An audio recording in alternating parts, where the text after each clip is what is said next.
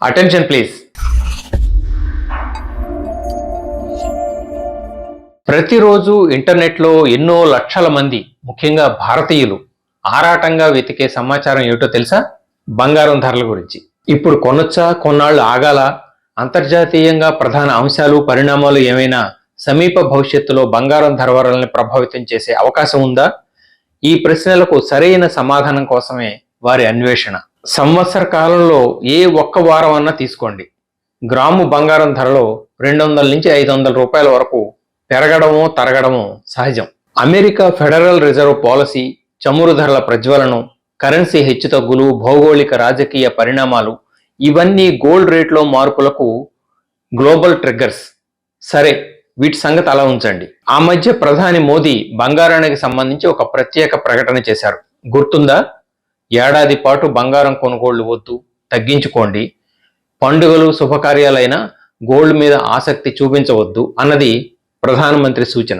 ఏళ్ల తరబడి అనుభవాలు, క్షేత్రస్థాయి స్థితిగతులను బట్టి బంగారం కొనుగోళ్లపై ప్రధాని సూచనకు జనంలో సానుకూల స్పందన కష్టమే. సాధారణంగా జూన్, ఆగస్టు నెలల మధ్య గోల్డ్ కొనడానికి అనుకూలం అంటారు.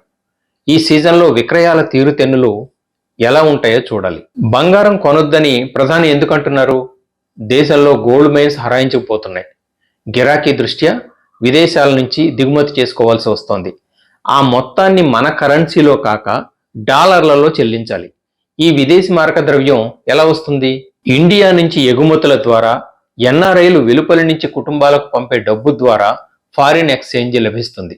దాన్ని అత్యవసరమైన దిగుమతులకే ఖర్చు చేయాల్సి ఉంటుంది. అందుకే ప్రజలు పెట్రోలు, డీజిల్ వాడకం తగ్గించాలని, ఎక్కువగా పబ్లిక్ ట్రాన్స్పోర్టే ఉపయోగించాలని, వర్క్ ఫ్రమ్ హోమ్ కల్చర్ పెరగాలని, అలాగే బంగారం కొనుగోళ్లకు కత్తెర వేయాలంటున్నారు ప్రధానమంత్రి.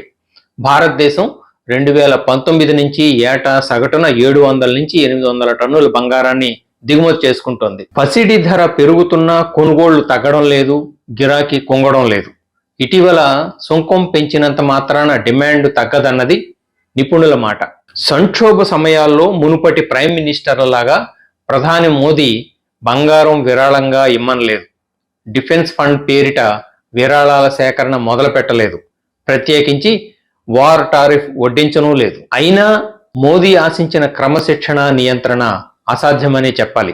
ఇంట్లో ఫంక్షన్ పెట్టుకున్నామనో, పెళ్లి కుదిరిందనో బంగారం కొనుగోళ్లకు సిద్ధపడిన వారిని ఎవ్వరూ ఆపలేరు. ఆంక్షలు, సూచనలు, నియంత్రణలు, అభ్యంతరాలతో నిమిత్తం లేకుండా బంగారం గురించి కొన్ని ముఖ్యాంశాలు తెలుసుకోవాల్సినవి ఉన్నాయి. ఎప్పుడు, ఏ రోజున బంగారం కొనాలన్నది కొందరు అడిగే ప్రశ్న. సాధారణంగా మంగళవారం నాడు బంగారం కొనరు. మంగళవారానికి అంగారక గ్రహానికి ఉన్న లింక్ ఏదో చెప్తారు. సింపుల్ లాజిక్ ఏమిటంటే, వారంలో ఏ రోజున ధర తక్కువగా ఉందో ఆ రోజున కొనడం బెస్ట్. జూన్, ఆగస్టు మధ్య గోల్డ్ కొనుగోళ్లు ఎందుకు మంచివి అంటారంటే, అప్పటికి పెళ్లిళ్ల సీజన్ నుంచి సాధారణంగా విరామం లభిస్తుంది. కొన్ని ముహూర్తాలు ఉన్న పెద్దగా తాకిడి ఉండదు. ఏప్రిల్, మే మధ్య అక్షయ తృతీయ రద్దీ కారణంగా డిమాండ్ అధికం. అలాగే అక్టోబర్, నవంబర్ నెలల్లో దీపావళికి 2 రోజుల ముందు ధన్తేరస్ కారణంగా రష్ ఎక్కువై రేటు పెరుగుతుంది.